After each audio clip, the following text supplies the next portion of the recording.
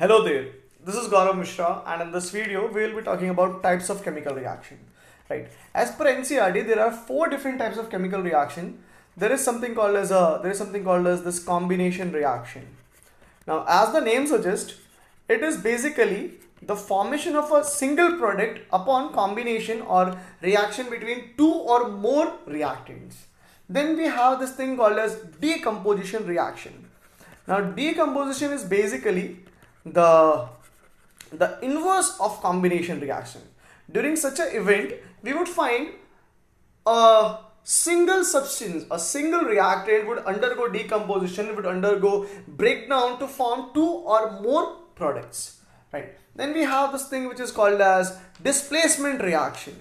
We will be finding that there are some elements which are more active and reactive than others. So these elements can actually cause the movement of the negative charge particle or negative charge ion, and therefore such a reaction would be referred to as the displacement reaction. And then we finally have this reaction type, the fourth one, which is called as redox reaction. With redox reaction, it is basically the reduction in oxidation of a substance during the reaction.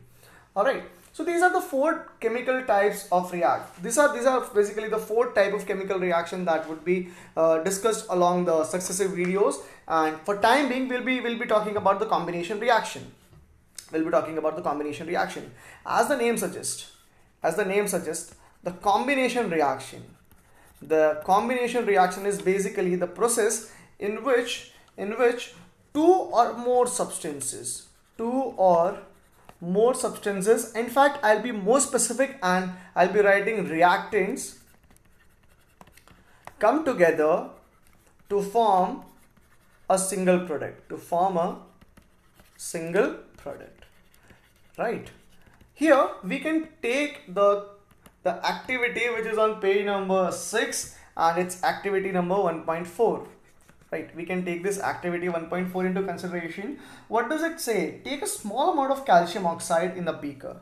So we can take a beaker and we can add some amount of calcium oxide into it. Right, we can add some amount of calcium oxide in it. Now once I have added calcium oxide, what I will do is I will add some water into it. So let me mark this as calcium oxide. Now what I'm doing is I am taking a test tube, and this test tube is filled with water.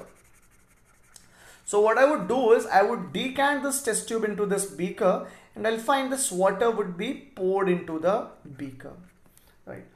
What will I find? What will I find here? What would I find is when I touch this beaker, okay, assume that this is the hand of a person. If this person touches this, he would be able to find that this beaker has turned warm. It has become hot. So I've got a question, man. How is it that heat is produced here? What caused the formation of the heat here?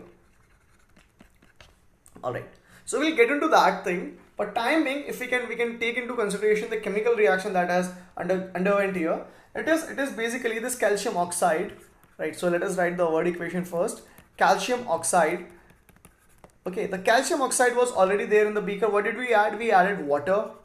So this calcium oxide combined with the water, and it forms something called as calcium hydroxide.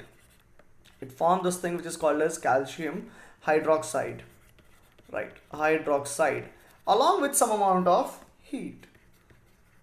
All right.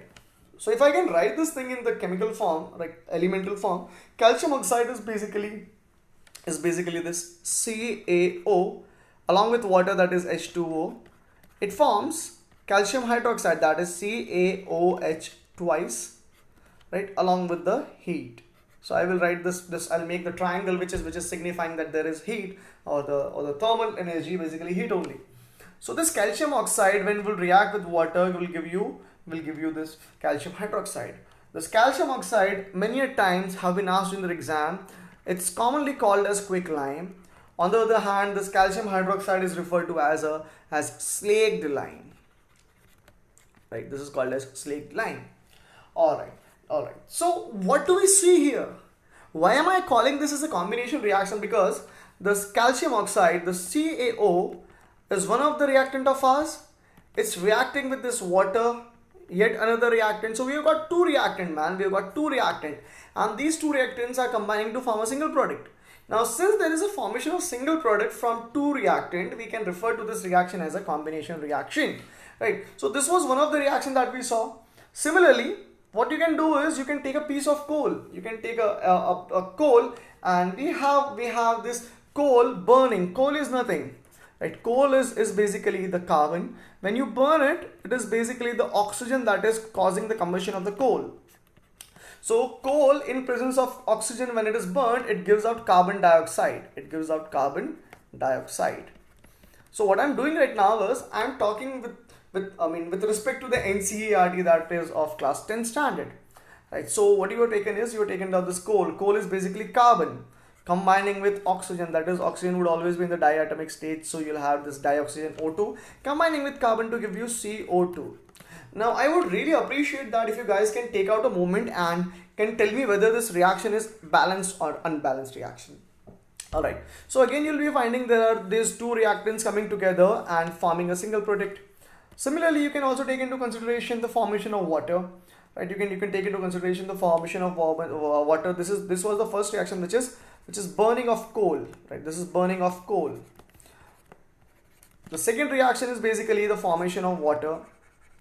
Now, water is formed by the electrolytic reaction of hydrogen and oxygen. So, formation of water.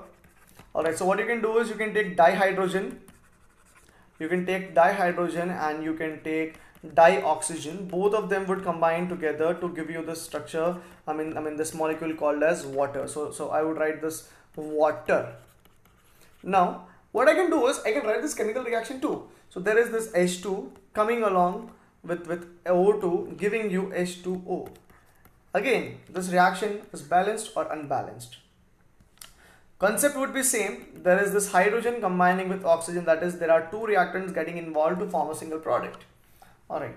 Now, many times, dear students, it has been observed that you know, whenever reaction takes place, right? Whenever reaction takes place, during that time heat is released.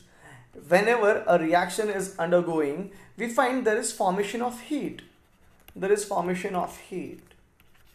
Alright, in the first reaction also we did see that there was formation of heat. If you can take this thing into consideration, there was this heat generated. So how is it that the heat is generated here? It's because there are these reactions. When they undergo, there is drastic change of energy, right? And that energy is lost in the form of heat. Such a reaction during which heat is released are called as exothermic reactions, right? The reactions during which the heat is released are referred to as exothermic reaction. An exothermic reaction would be a reaction which releases heat. Which releases heat. Similar to this would be another type of reaction. Like that would be an antagonist of this basically. So I would have the other type of reaction being a endothermic reaction. So there are two sort of reaction, an exothermic reaction and an endothermic reaction. The endothermic reaction would absorb heat. Okay, it would absorb heat. So you would have two types of reaction, one releasing the heat called as exothermic, and the other one which would be absorbing the heat referred to as the endothermic reaction, right? So we can have some of the examples by the name of this, burning of natural gas. Burning of natural gas. So example of this is basically natural gas, that is methane of yours, that is CH4. Let me change the color for methane. Yes, yeah. So you got this methane, that is CH4. When you're burning it, man, burning means in presence of oxygen. So we can have the formation of carbon dioxide along with some amount of water. So this again would be an unbalanced reaction. Similar to this would be the respiration process. Alright, similar to this would be respiration. And during respiration, what do? We take some amount of this glucose, that is C6H12O6, and in presence of oxygen, we actually metabolize and utilize this thing to produce carbon dioxide along with some water and heat. That is energy. that is energy. Here the energy would be in the form of ATP and heat too.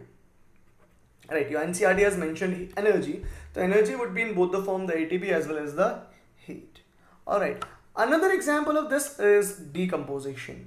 Right, whenever the organic molecules undergo decomposition, right, decomposition, we would realize that the complex organic substances, right, the complex organic substances are converted into simpler inorganic form. The complex ones are converted into simpler inorganic form, and again in the same process it would also release some amount of heat. Right. So this was the discussion for today's session. In the subsequent videos, we will be also talking about the decomposition reaction. We will be talking about the displacement and the redox reaction too. So that is it in this video, guys. I hope you would have understood the combination reaction. If that's the case, you can hit the like button. You can also share the video with your friends, and if you find the channel to be useful for you in the future, don't hesitate to subscribe. Let's meet in the next video. Till then, take a very good care of yourself and stay safe, stay blessed.